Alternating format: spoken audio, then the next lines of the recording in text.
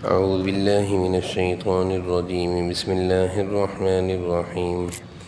ولله غيب السماوات والأرض وما أمر الساعة إلا كلمح البصر أو هو أقرب إن الله على كل شيء قدير. والله أخرجكم من بطون أمهاتكم لا تعلمون شيئا وجعل لكم السمع والأبصار والأفئدة لعلكم تشكرون. ألم يروا إلى الطير مسخرات في جو السماء ما يمسكهن إلا الله إن في ذلك لآيات لقوم يؤمنون. والله جعل لكم من بيوتكم سكنا وجعل لكم من جلود الأنعام بيوتا تستخفونها يوم ظعنكم ويوم إقامتكم ومن أصوافها وأوبارها وأشعارها أثاثا ومتاعا إلى حين. صدق اللہ العظیم. سورہ نحل کا درس چل رہا ہے. اس صورت کی خصوصیات میں سے کہ اللہ تعالیٰ نے اپنی بہت ساری نعمتوں کو بطور انعام اور احسان کے اور اپنے تعارف کے طور پر اللہ تعالیٰ نے اس صورت میں ذکر فرمایا ہے. وَلِلَّهِ غَيْبُ السَّمَاوَاتِ وَالْأَرْضِ. اللہ تعالیٰ فرما رہے ہیں کہ آسمان و زمین کے جتنے بھی بھید ہیں، یعنی اس میں جتنی بھی غیب کی باتیں ہیں، غیب کی چیزیں ہیں، بہت ساری چیزیں انسانوں سے پوشیدہ ہیں، لیکن سب اللہ کے قبضے میں ہیں، سب اللہ کے علم میں ہیں. سب چیزوں کا اللہ کو معلوم ہے. انسان کو ہر چیز کا نہیں معلوم، لیکن اللہ کو آسمان و زمین کی ہر چیز کا معلوم ہے. وَلِلَّهِ غَيْبُ السَّمَاوَاتِ وَالْأَرْضِ. اگلی وَمَا أَمْرُ السَّاعَةِ. اللہ تعالیٰ فرما رہے ہیں قیامت کا معاملہ اتنا جلدی ہو جائے گا جیسے آنکھ جھپکنے میں جتنا وقت لگتا ہے، اس سے بھی زیادہ جلدی اللہ تعالیٰ قیامت قائم فرما دیں گے. انسان سوچتا ہے قیامت کیسے قائم ہوگی، زمین کیسے ختم ہوگی، مردے کس طرح قبر سے نکلیں گے، میدان حشر کیسے قائم ہوگا، حساب و کتاب کیسے شروع ہوگا، اتنی ساری مخلوق کا حساب اللہ کیسے لیں گے، پھر جہنم میں کیسے بھیجیں گے. یہ ساری سوچ انسان کی ہے. اللہ تعالیٰ فرما رہے ہیں وما امر الساعہ. قیامت کا معاملہ الا کلمح البصر. بصر کہتے ہیں آنکھ، کلمح آنکھ جھپکنے، او هو اقرب بلکہ اس سے بھی جلدی ہو جائے گا. یعنی جتنی دیر آنکھ جھپکنے میں لگتی ہے، اس سے بھی زیادہ جلدی اللہ تعالیٰ یہ سارے معاملے کو نمٹا دیں گے. اللہ تعالیٰ کی قدرت میں ہے. اللہ کی قدرت سے کوئی چیز باہر نہیں. انسان اپنی سوچ اور اپنی ذہنیت اور دنیا کے معاملات کو سامنے رکھ کر سوچتا ہے کہ ہم کوئی کام کرتے ہیں تو اتنا وقت لگتا ہے، تو یقیناً قیامت قائم ہونے میں بھی بہت سارا وقت لگے گا. لیکن اللہ تعالیٰ کی قدرت ہر چیز سے بالاتر ہے. اللہ تعالیٰ کے لیے کوئی چیز مشکل نہیں ہے. جیسے کہ قرآن کریم میں یہ آیت کئی جگہ گزری، کن فیکون. اللہ کی شان ہے کہ جب کسی کام کا ارادہ فرماتے ہیں تو صرف کن فرماتے ہیں. وما امر الساعہ. قیامت کا معاملہ یعنی قیامت قائم جو ہوگی وہ اتنی جلدی سارے معاملات نمٹ جائیں گے جیسے آنکھ جھپکنے میں. یہ اس سے بھی جلدی جتنا وقت لگتا ہے اس سے بھی کم وقت لگے گا. ان اللہ علی کل شیء قدیر. اللہ تعالیٰ ہر چیز پر پوری قدرت رکھتے ہیں. اگلی آیتوں سے پھر اللہ تعالیٰ نعمتوں کا سلسلہ شروع فرما رہے ہیں کہ انسان پر اللہ تعالیٰ کی کیسی کیسی نعمتیں ہیں. واللہ اخرجکم من بطون امہاتکم لا تعلمون شیئا. اور اللہ نے تم کو تمہاری ماؤں کے پیٹ سے نکالا. بطون امہات، بطون کہتے ہیں پیٹ، امہات تمہاری مائیں، امہات مانے مائیں. تمہیں تمہاری ماؤں کے پیٹ سے نکالا. انسان کی پیدائش اور اس کی تخلیق اللہ تعالیٰ نے عجیب ہی نظام بنایا ہے کہ ماں کے پیٹ میں یہ سارا پیدائشی اور تخلیقی نظام چلتا ہے اور وہیں سے انسان کی پیدائش ہوتی ہے. اللہ فرما رہے ہیں لا تعلمون شیئا. جس وقت تم پیدا ہو رہے تھے، جب تم پیدا ہوئے تھے، تم ایک ناسمجھ اور معصوم سے بچے تھے. لا تعلمون شیئا. تم کچھ بھی نہیں جانتے تھے. نہ تم اپنی بھوک کا اظہار کر سکتے تھے، نہ اپنی تکلیف کا اظہار کر سکتے تھے، اور نہ تم اپنے والدین کو پہچان سکتے تھے۔ وَجَعَلَ لَكُمُ السَّمْعَ وَالْأَبْصَارَ وَالْأَفْئِدَةَ، اللہ نے تمہارے لیے، سمع کہتے ہیں کان، ابصار آنکھ، افئدہ دل پیدا کیے۔ یہ تینوں چیزیں انسان کی بنیادی ضرورت ہیں، آنکھ، کان، دل۔ اس سے انسان کا نظام چلتا ہے، وہ اچھے برے کی تمیز کرتا ہے۔ آنکھ ہوگی تو دیکھ کے بتائے گا کہ کیا صحیح ہے کیا غلط ہے۔ دل سوچنے سمجھنا، دماغ، سماعت، یہ انسان کی بنیادی ضرورت بھی ہے اور بہت بڑی نعمت ہے۔ اللہ فرما رہے ہیں ہم نے تمہیں یہ چیزیں اس لیے دی تاکہ تم کچھ سمجھ سکو، کچھ سن سکو، کچھ تمہارے دل دماغ میں بات بیٹھ سکے۔ لعلکم تشکرون، تاکہ تم شکر ادا کرو۔ تو سماعت ہے، بصارت ہے، کتنی بڑی ضرورت ہے انسان کی، سننا اور دیکھنا۔ کان نہ ہو تو بہرا ہے، کان نہ ہو تو بہرا ہے، زبان آنکھ نہ ہو اندھا ہے۔ اور اللہ نہ کرے کسی کی آنکھ نہ ہو تو وہ کہتا ہے میں نے تو دنیا دیکھی نہیں ہے۔ وہ کیا کہے گا؟ دنیا تو میں نے دیکھی نہیں ہے۔ اللہ تعالیٰ کی بڑی نعمت ہے۔ اللہ فرما رہے ہیں لعلکم تشکرون، اے آنکھ والو، اے کانوں والو، اے دل والو، اللہ کا شکر ادا کرو۔ آگے اللہ تعالیٰ پرندوں کا تذکرہ فرما رہے ہیں کہ تم نے پرندوں کو دیکھا ہے کہ وہ آسمان میں کیسے اڑ رہے ہوتے ہیں؟ کون سی چیز ہے جو ان کو آسمان میں روکی بھی گر نہیں رہے؟ پرندہ ہے، آسمان پہ اڑ رہا ہے، کیسے رکا ہوا ہے؟ ہواؤں کے سہارے رکا ہے، اللہ تعالیٰ نے روکا ہوا ہے۔ انسان سوچتا ہے نا، تھوڑی سی دیر کے لیے اگر انسان سوچے کہ یہ جہاز اڑتا ہے، یہ رکتا کیسے ہے؟ زمین پہ کیوں نہیں آ کے گرتا اتنا وزنی جہاز؟ سوچنے کی بات ہے نا، یہ چیزیں سوچنی چاہیے۔ یہ پرندے اڑ رہے ہوتے ہیں، یہ گرتے کیوں نہیں زمین پہ؟ الم یروا الی الطیر، اللہ فرمانے ہیں کیا تم نے پرندوں کو نہیں دیکھا؟ طیر کہتے ہیں پرندوں کو، مسخرات فی جو السماء، کہ وہ آسمان کی فضا میں اللہ کے حکم کے پابند ہیں۔ آسمان کی فضاؤں میں مسخر ہیں، آسمانوں کی فضاؤں میں، جو السماء مانے آسمانوں کی فضاؤں میں مسخر پابند ہیں، اللہ کے حکم سے ٹھہرے ہوئے ہیں۔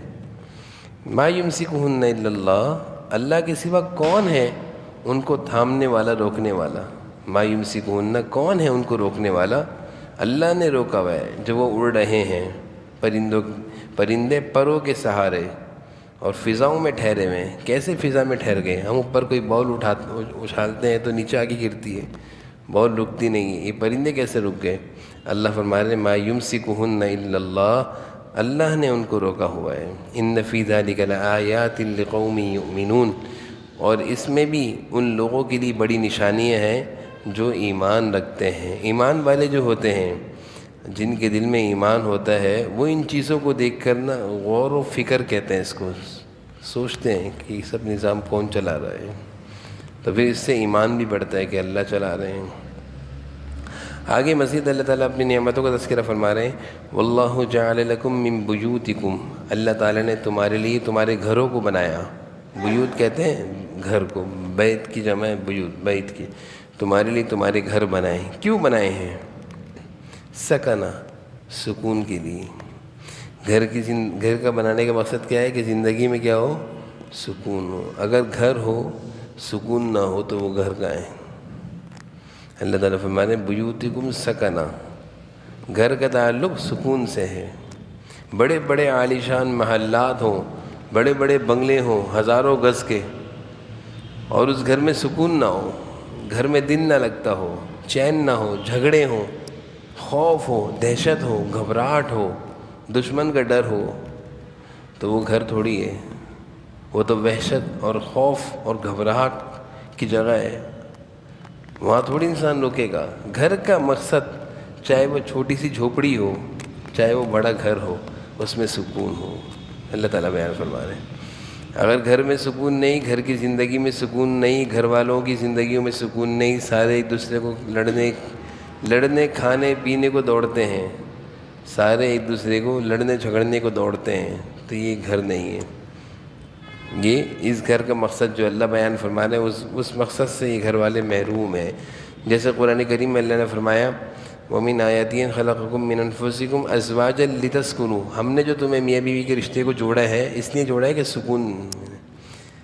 وَجَعَلَ لَكُمْ اللہ تعالیٰ فرما رہے ہیں ازواجا لتسکنوا، جو ہم نے بیوی اور میاں آپس میں جو رشتہ بنایا ہے یہ اس لیے بنایا لتسکنوا، تاکہ سکون حاصل کرو۔ اب اگر میاں بیوی کی زندگی میں سکون نہیں ہے، ایک دوسرے کو دیکھ کے غصہ آتا ہے، نفرت بڑھتی ہے، جھگڑے ہوتے ہیں، تو پھر اس کا مطلب میاں بیوی کی زندگی کا جو مقصد ہے اس سے انسان کیا ہے؟ فوت ہے۔ تو قرآن کریم میں اللہ تعالیٰ گھر کی زندگی کو بیان فرما رہے ہیں، بیوتکم سکنا، گھر میں سکون ہونا چاہیے۔ اگلی نعمت دیکھیں، وجعل لکم من جلود الانعام، اللہ تعالیٰ فرما رہے ہیں تمہارے لیے انعام جانوروں کی کھالوں سے ایسے گھر بنائے تستخفونہا، جو بہت ہلکے ہوتے ہیں، یوم ظعنکم و یوم اقامتکم، جو تمہیں سفر پر روانہ ہوتے وقت اور سفر پر کہیں ٹھہرتے وقت ہلکے محسوس ہوتے ہیں۔ خیمے مراد ہیں۔ عرب میں ان چیزوں کی بڑی قدر تھی، جانوروں کی کھالوں سے خیمے بنا کرتے تھے، اور وہ خیمے اس طرح کے ہوتے تھے کہ تستخفونہا، ہلکے پھلکے، گھر ہے لپیٹ لیا، کندھے پہ ڈال دیا، جانور کی پیٹھ پہ رکھ دیا، اور جب کہیں رکے یوم ظعنکم، کسی جگہ ٹھہرے تو کیا کیا؟ کھول کے لگا لیا خیمہ، ویوم اقامتکم، اور جب سفر پر روانہ ہوئے تو دوبارہ اٹھا کے رکھ لیا۔ تو یہ بھی تو اللہ کی نعمت ہے، اللہ نے جانور بنائے، جانور کی کھالوں سے تو وہ چیزیں بن رہی ہیں۔ ومن اصوافہا، اور اسی طرح تم جانوروں کے اون، و اوباریہا، اور اس کے روئیں، اون دمبے کی اون، روئیں اونٹ کے اوپر رواں ہوتا ہے، تو دمبے کے روئیں سے، اونٹ کی کھال سے تم کیا کرتے ہو؟ اساسا و متاعا الی حین، اللہ فرما رہے ہیں کہ تم ان سے گھریلو سامان اور ایسی چیزیں پیدا کرتے ہو جو ایک مدت تک تمہیں فائدہ پہنچاتی ہیں، یعنی یہ ساری چیزوں سے ہم فائدہ حاصل کرتے ہیں۔ جانور اللہ کی بہت بڑی نعمت ہے، اس کی ہر چیز انسان استعمال کرتا ہے، ہر چیز انسان کی کام میں آتی ہے، یعنی کوئی بھی چیز پھیکتی نہیں ہے اگر اس کا صحیح استعمال ہو تو کوئی چیز ضائع نہیں ہوتی۔ اللہ تعالیٰ اسی فرما رہے ہیں اصوافہا مانے دمبے کی کھال، اوباریہا مانے اونٹ کی کھال، یہ دونوں استعمال میں آتی ہیں، واشعارہا اساسا و متاعا الی حین، اور اسی طرح ان سے ہم بہت ساری چیزیں اساس و متاع بناتے ہیں، فائدے کی چیزیں ایک مدت تک کے لیے استعمال کرتے ہیں۔ اور مزید اللہ فرما رہے ہیں واللہ جعل لکم مما خلق ظلال، اللہ نے تمہارے لیے سایہ دار چیزیں بنائیں، خلق ظلال مانے سایہ دار چیزیں، سایہ دار، جس سے انسان سایہ حاصل کرتا ہے، اس میں چھت بھی ہے، اس میں درخت بھی ہے، یہ ساری جن چیزوں سے انسان سایہ لیتا ہے۔ وجعل لکم من الجبال اکنان، اور تمہارے لیے پہاڑوں میں پناہ گاہیں، غار بنائے، اکنان کہتے ہیں پناہ گاہ، غار، پہاڑوں میں غار بنائے۔ ہم لوگ کیونکہ پہاڑی نہیں ہیں اس لیے ہمیں پتہ نہیں غاروں کی کیا قدر ہے، جب ہم جائیں تو پتہ چلے گا پہاڑوں میں غار کتنے قیمتی ہوتے ہیں۔ وجعل لکم سرابیل، اور اللہ نے تمہارے لیے ایسے لباس پیدا کیے، سرابیل کہتے ہیں لباس جو تمہیں تقیکم الحر، گرمی سے بچاتے ہیں، وسرابیل، اور ایسا لباس تقیکم بأسکم، جو تمہیں جنگوں میں محفوظ رکھتے ہیں، اس سے مراد زریں ہیں، جنگی سامان جو انسان پہن لیتا تو اس پر تیر اثر نہیں کرتا، یہ سب اللہ تعالیٰ نے بنائے ہیں۔ کذالک یتم نعمتہ، اللہ تعالیٰ اسی طرح اپنی نعمتوں کو تم پر مکمل کرتے ہیں تاکہ تم فرما بردار بنو۔ ایک ہی چیز فرماتے ہیں اللہ تعالیٰ، تسلیمون مانے فرما بردار، تشکرون مانے شکر گزار۔ اللہ تعالیٰ اپنی نعمتوں کے ساتھ ساتھ کچھ بیان کر رہے ہیں، شکر کرنا، یعنی میری جو نعمتیں ہیں تاکہ تم شکر کرو، اللہ کو پہچانو۔ تسلیمون کہتے ہیں اپنے آپ کو اللہ کے حوالے کر دو۔ جب اللہ نے اتنی ساری نعمتیں دی ہیں تو انسان کا حق ہے، ذمہ داری ہے کہ وہ اپنے آپ کو اللہ کے حوالے کر دیں۔ محسن ہے نا، اللہ سے بڑھ کر کوئی محسن تھوڑی، دنیا میں کوئی کسی کا محسن ہو، ایک چائے کا کپ پلا دے تو انسان کہتا ہے میں تمہارا ہوں، کسی مشکل وقت میں کوئی کام آ جائے تو انسان کہتا ہے آج کے بعد میں تمہارا ہوں، جو تم مجھے کہو گے میں تمہارے ہر کام کروں گا۔ اللہ تعالیٰ فرما رہے ہیں اتنی ساری نعمتیں دینے والے اللہ تم سے کیا کہہ رہے ہیں؟ تسلیمون، اپنے کو میرے حوالے کر دو، اپنے کو میرے حوالے کر دو۔ یہ بڑی عجیب بات ہے۔ حضرت ابراہیم علیہ السلام صلی اللہ علیہ وسلم نے کہا تھا رب اذ قال له رب اسلم قال اسلمت لرب العالمین، اے ابراہیم اپنے آپ کو ہمارے حوالے کرو۔ انہوں نے کہا میں نے اللہ آپ کے حوالے کر دیا، جو آپ کہیں گے وہ کروں گا، میں اپنی مرضی نہیں چلاؤں گا۔ بس حوالے کرنے کا مقصد یہ نہیں ہے کہ اللہ کے در پہ آ کے بیٹھے میں سارا دن مسجد میں، نہیں، اللہ جو کہیں وہ کریں گے، جن سے روکیں گے نہیں رک جائیں گے، بس باقی اپنے کام سارے چلیں گے۔ دنیا بھی ہے، کام بھی ہے، کاروبار بھی ہے، تعلیم بھی ہے، پڑھائی بھی ہے، سب کچھ ہے، لیکن اللہ جو کہیں گے ویسے کریں گے۔ آگے دیکھیں فَإِن تَوَلَّوْا فَإِنَّمَا عَلَيْكَ الْبَلَاغُ الْمُبِينُ، پھر بھی اگر یہ لوگ منہ موڑتے ہیں، یعنی اتنی ساری نعمتوں کے باوجود بھی اللہ سے منہ موڑتے ہیں، فَإِنَّمَا عَلَيْكَ الْبَلَاغُ الْمُبِينُ، اے رسول، اے پیغمبر، آپ کے ذمے تو پیغام پہنچا دینا ہے۔ بلاغ کہتے ہیں ابلاغ، پیغام، مبین واضح پیغام پہنچا دینا، کھلی کھلی باتیں ہیں، کوئی ڈھکی چھپی باتیں نہیں ہیں، آپ کے ذمے پہنچا دینا ہے۔ بلاغ کہتے ہیں پہنچا دینا۔ یعرفون نعمت اللہ، یہ اللہ کی نعمتوں کو پہچانتے ہیں، ثم ینکرون، پھر بھی انکار کرتے ہیں، اور یہ انکار کرنے والے اکثر لوگ کون ہیں؟ کافرون، ناشکرے ہیں، ناشکرے ہیں، ناقدرے ہیں۔ اتنی ساری اللہ کی نعمتوں کو پہچاننا، انسان بعض دفعہ پہچانتا ہے اور انکار کرتا ہے، مزاج ہے۔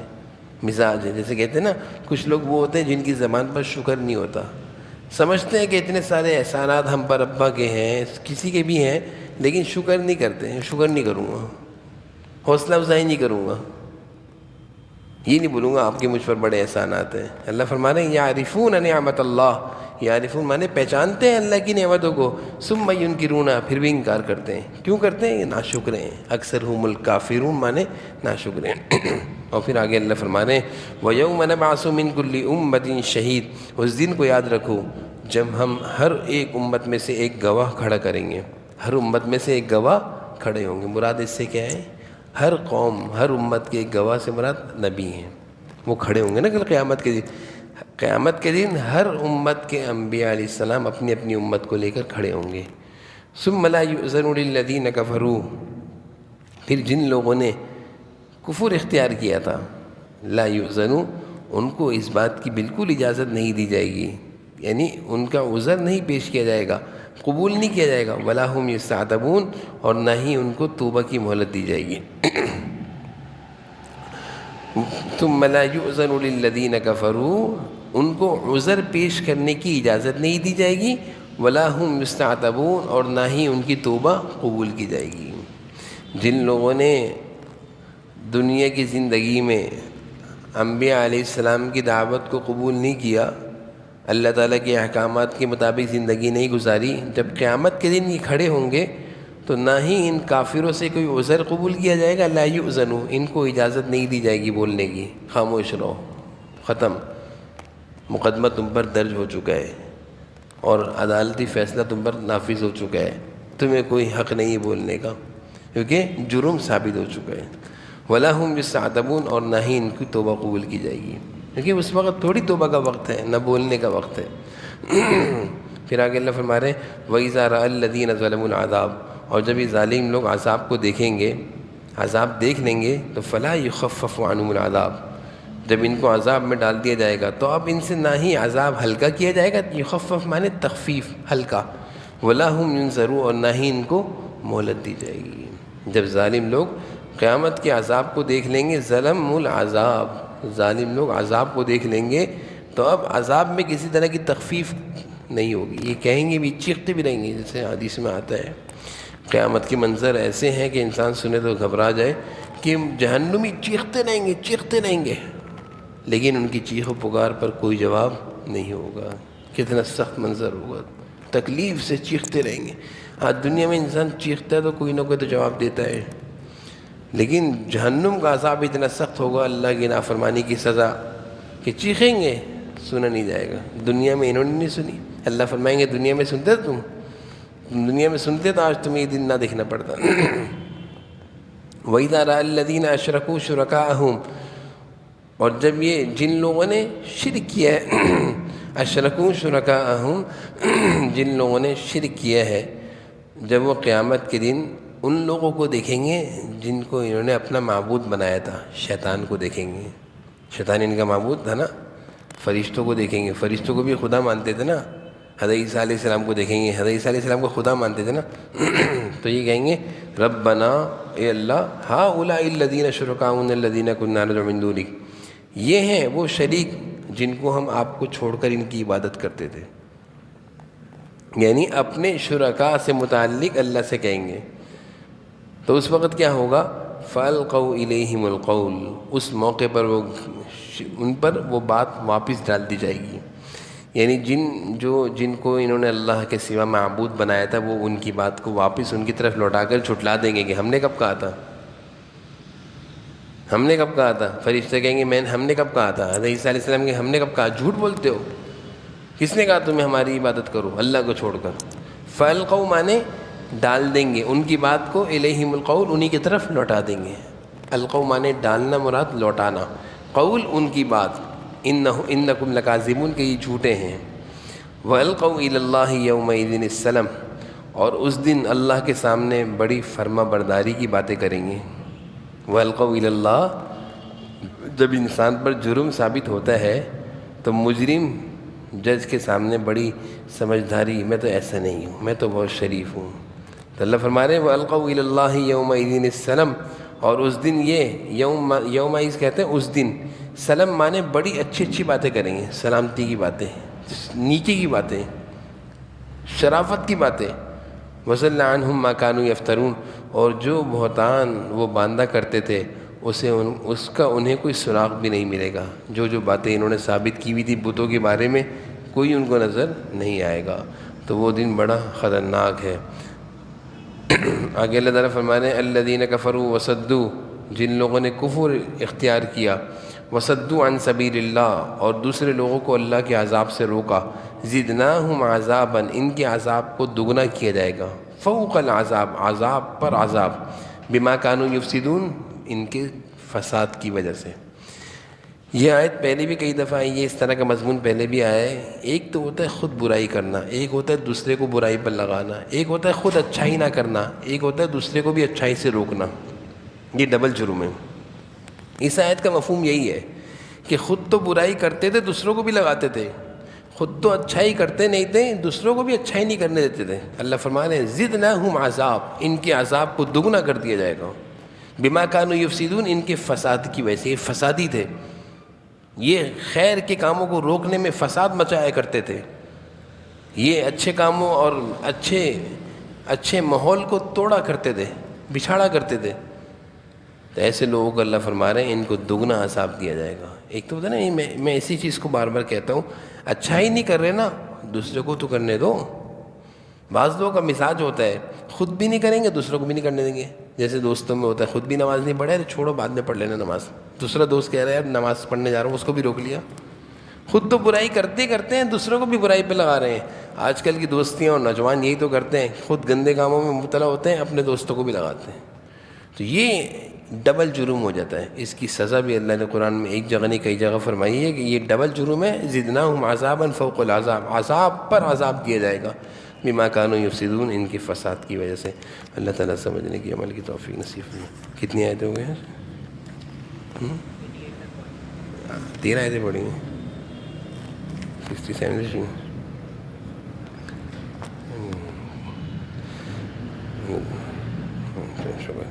الحمد للہ۔